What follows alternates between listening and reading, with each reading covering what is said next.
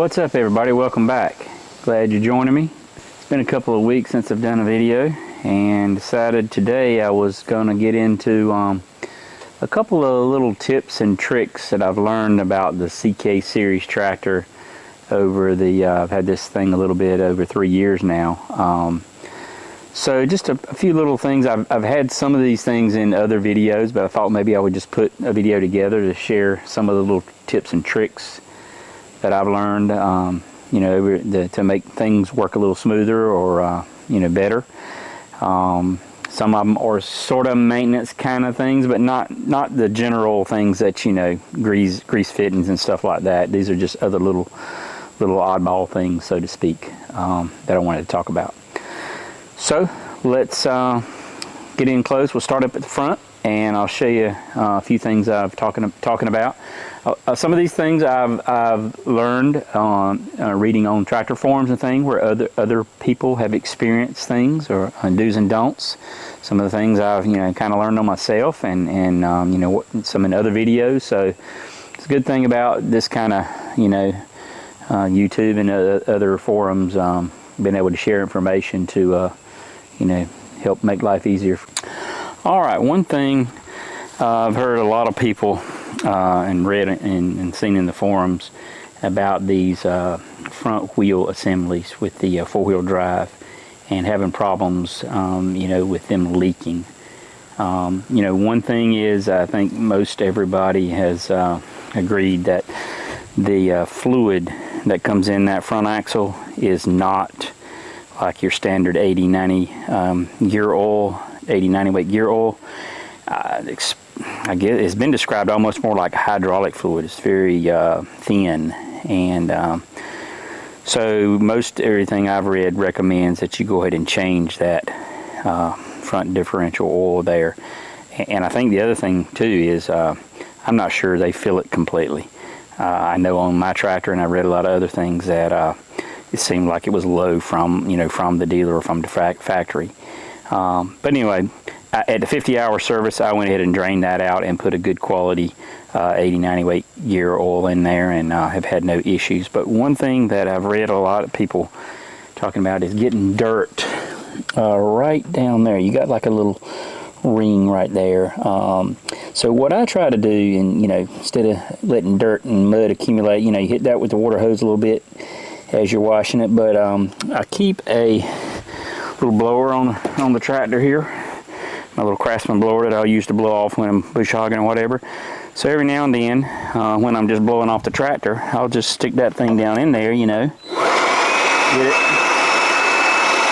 just for any loose dirt that might be in that little ring right there, just to blow that out so it doesn't get down in that seal and start grinding and chewing away at it. So I like to just blow that out. It works, probably even better with your air hose and your little air gun on the end of that. Get more direct air down into that slot. But I like to do that just, every now and then. I also like to, just you get a lot of dirt and accumulating up here around your hydraulic connections. Same thing there. I'll just hit that just to keep all that loose dirt. Especially if you're taking this thing on and off, you don't want dirt to get down in your connections there and you get a leak. But it's just nice to be able to do that, just as a little preventive measure. Another thing here, let's pop the hood. And I read this in a few places, and I did have it happen on this tractor. Noticed a couple of little, maybe it was on the other side, had a little bit of leak from the radiator. I think maybe it was on that hose right there. So all it took was just retighten the hose connection there.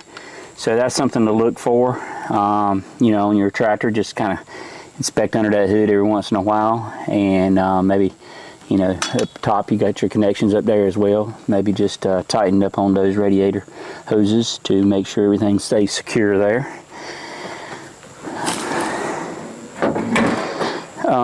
One other thing on the loader bolts and the wheel, lug nuts and everything, I probably within the first 10 hours, some of these loader bolts down below here were working their way out. So I don't know if they've made any improvement on the newer CK series on you know, making sure, you know, a better lock washer or whatever, but all I did was I went ahead right from the start, removed all the bolts. It's on this little retainer ring thing here, and just put a drop or two of the blue Loctite, put them back in, and have not had any issue with any coming loose now in, you know, almost 3 years. So but yeah, that was the first thing early on.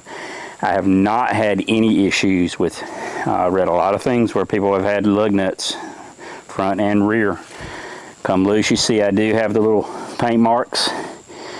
It's not a bad idea to do that, just to keep a check on them when you're servicing the tractor, you know, every 10 hours or whatever, take a look. I don't know if that's a dealer thing, that, you know, where because I think most of these tires and wheels get installed at the dealer. So I'm not sure if some dealers are doing something different than others. But there again, I have not had any issues there. And I also put marks on you know, some of the frame bolts here for the loader, just to you know, keep a check on those every now and then. You can see right there, just to make sure that nothing's working its way loose. So and I have not had any issues. The only loose bolt issue was with the loader, but the Loctite resolved that. Another little trick that I've learned on the you know, shifting that can be a little tight sometimes, going from your different ranges, low, medium, high. You know, feathering the forward reverse pedals will help that. You know, back and forth. It has gotten better over time, but really haven't had any issue as long as you know, sort of feather the pedals back and forth as you're applying a little pressure on the shifter. It usually goes right in to, you know, wherever you're going. It's no problem. And one other thing concerning the gear shifter here, or range selector as I like to call it, on a cold startup in the morning, I've noticed that you know, being under the shelter or whatever when I first start the tractor, and you know, of course you got to have it in neutral, you know, to start it, and then, you know, lots of times I might go to shift it probably into medium to go ahead and back out from underneath the shelter or whatever. I might try to shift it before I've lifted the 3-point implement or before I've lifted the loader, and you know, then it wants to be difficult to shift. It's almost like you've got pressure, you know, being applied towards the transmission or whatever. So this seems to be very easy. You just go ahead and lift your 3-point implement up, lift your loader off the ground, where then the tractor's sort of sitting there free with no pressure, and then even when it wouldn't shift before, then it'll shift right into gear without even having to feather the pedals or whatever. So I think it's all boils down to, you know, freeing up any pressure, hydraulic pressure, whatever that might be on the tires or towards the transmission. One other thing I've learned, you know, on the 4-wheel drive, mainly on the disengage, sometimes it's a little difficult to get it out of 4-wheel drive. I think it's all got to do with the hydraulic pressure or whatever. You can feather the pedals on that as well while applying a little pressure on the lever there, and it'll usually come out. But the easiest thing I've found is, this works every time, is just to drop your loader down to gently raise the front wheels off the ground, and wow, it comes out just so easy. One finger, you can pop it right out every time. So that's basically what I do every time. I don't even bother with the other method. Okay, looking around back here, one of the other things that I did on that 50-hour service, the manual didn't tell me to do this, but you see right there is the rear hydraulic fill port, as well as where you check the fluid. I went ahead and changed out that hydraulic fluid and you know, put a good quality. I think one of the ones that the manual recommended. And another thing I think that's important, and I've read a lot of people, you know, when doing heavy lifting, they've had their front tires come unclenched. So, I mean, in my mind, that's got to be, you know, not maintaining the proper pressure. So I would say, you know, maybe when you grease your loader, which is supposed to be about every 10 hours, that would be a good time to go ahead and check the pressure. Make sure you're keeping that within the, you know, parameters that the manual state.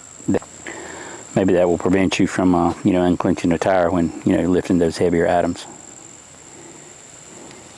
So that's about it for this one. Just a little short, quick video of a few things that may help you out. But anyway, if you guys know of any tips and tricks on any other things on this tractor that you've learned over time, please share it in the comments.